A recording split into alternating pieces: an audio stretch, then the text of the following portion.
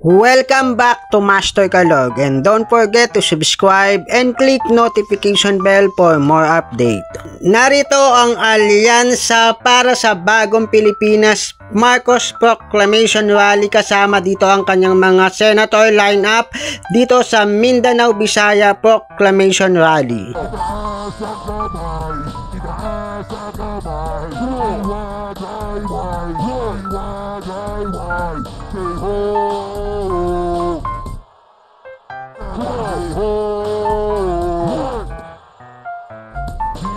Ibigay mo na,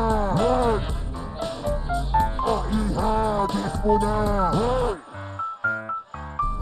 ibigay mo na, ihagis mo na.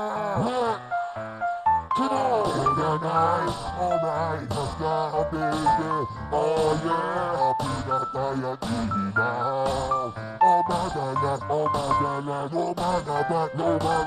Find your queen, take it to the top. Oh darling, darling. Come on, oh yeah, body. Come on, oh madalas, dito sa Carmen. Si Andrew, what body says, what body, come on, oh, what body, oh my God, Sabanaban, Spot your queen, Zino Pinawailan, hey, break it down, come on, what, hold on. Ito mga kagalit, oh my God, lumalaban, sa kamay,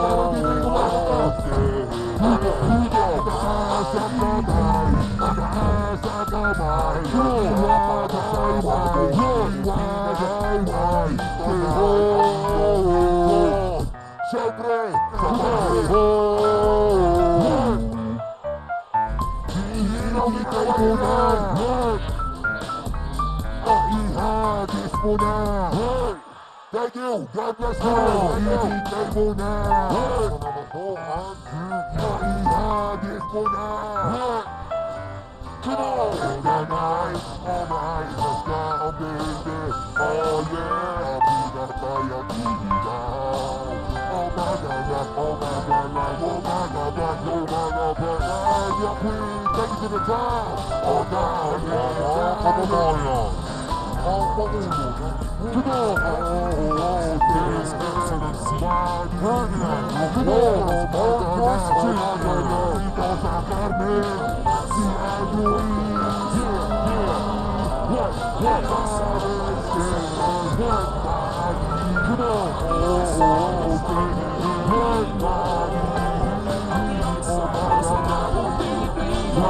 body, spot your queen. Zino Pinawailan, hey, break it down.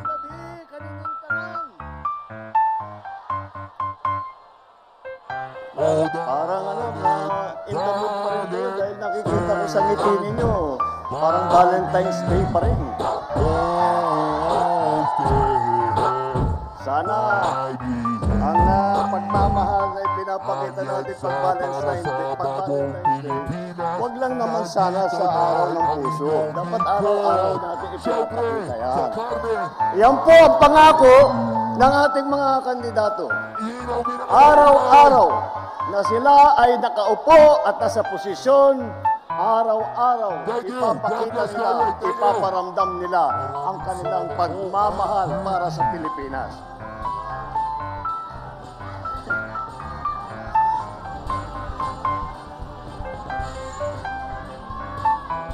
Alam niyo po, nakakagulat ko minsan na ay pagka nagsimula ulit ang halalan, ang campaign period, nagugulat po kami na parang napakabilis. Ngunit tayo.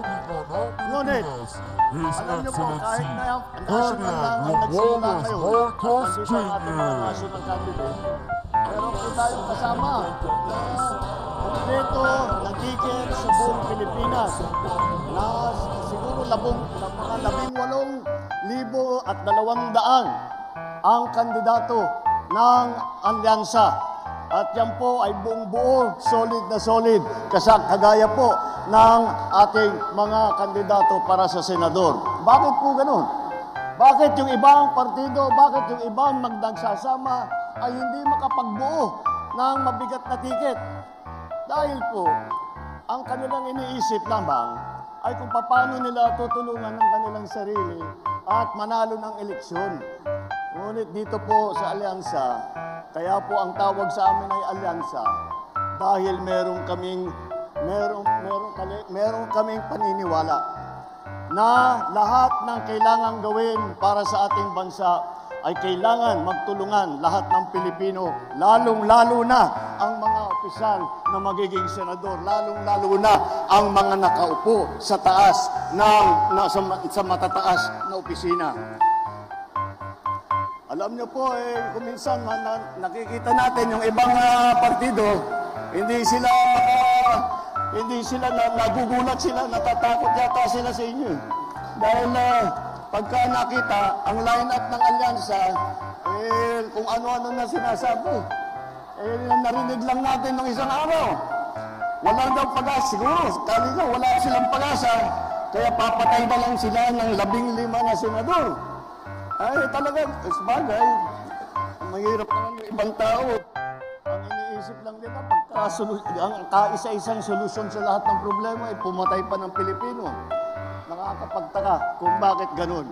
Ngunit, maintindihan mo rin. Dahil kung ako nga ay nasa kabilang partido at itong mga ito ang kaharap natin, ay bako, mahihirap sasabihin ko, mahirap na kampanya ito. Dahil mabigat ang kalaban. Mabigat ang kalaban dahil tignan yung muna kung tikilatisin natin sila na isa't isa. Napakatingkad po ng mga record nila, napakaganda ng kanilang mga naging performance sa kanilang iba't ibang inupuan na mga posisyon sa pamahalaan. Kapag naman, kaya isa-isa sila magaling, pinagsama-sama pa natin silang lahat, ay talagang nakakagulat na ang kanilang tibay at lakas. Isipin nyo lang po, dito po sa ticket ng alyansa, 8 po ang naging senador na. Kaya alam na po nila yung trabaho. Sila po, si Senator Cayetano, Senator Lacson, Senator Lapid, Senator Marcos, Senator Pacquiao, Senator Rubilla, Senator Soto, Senator Tolentino. Nakita niyo naman po, eto mga nakaharap po sa inyo, sila ay sanay na kapag upo nila, pagka naluklok sila sa kanilang hinahabol na posisyon, hindi na po sila magtataka kung ano yung gagawin nila. Hindi na po magtatanong kung kani-kanino, kung anong dapat gawin. Alam na po nila ang trabaho nila. Alam na po nila kung sino kailangan kausapin. Alam na po nila kung ano ang pinakamainam na paraan para mabigyan tayo ng mas magandang serbisyo. At bukod pa ron, hindi po naman, hindi lang naman sa Senado, marami po sa ating mga kandidato ay dumaan din sa mababang kapulungan o sa Kongreso, House of Representatives. Naging congressman po, Congressman Abalos. Naging congressman po, Congressman Binay. Congressman Cayetano, Congressman Marcos, Congressman Pacquiao, Congressman Tulfo, Congressman Villar. Kaya't nakikita mo po ninyo, hasang-hasa na itong ating mga kandidato sa trabaho ng lehislatura. At hindi naman, at iba pa naman, at iba sa kanila, hindi lamang sa lehislatura, kung hindi rin sa cabinet positions. Dahil po, si Secretary Abalos, noong pumasok po kami, siya ay DILG Secretary. At si Erwin Tulfo naman, siya ay hinawakan niya ng napakagandang performance sa DSWD. Si Senator Lacson naman, siya naman ang namuno ng Yolanda Rehabilitation Commission na nagbibigay ng tulong sa lahat ng mga nabiktima sa Yolanda. At si Tolentino ng MMDA, ang una, siya po ay MMDA na chairman. At masasabi ko po sa inyo, nung nandun po kami sa Tacloban, at nag-aantay kami ng tulong, nag-aantay kami ng dadalhin ng mga gamit, ng mga pagkain para sa mga nabiktima. Kaugnay nito ng proclamation rally ng alyansa ng Marcos para sa bagong Pilipinas, ano ang magiging katuwiran mo o magiging opinion mo sa naging resulta ng kanilang proklamasyon? Don't forget to subscribe, like, and share. Thank you for watching.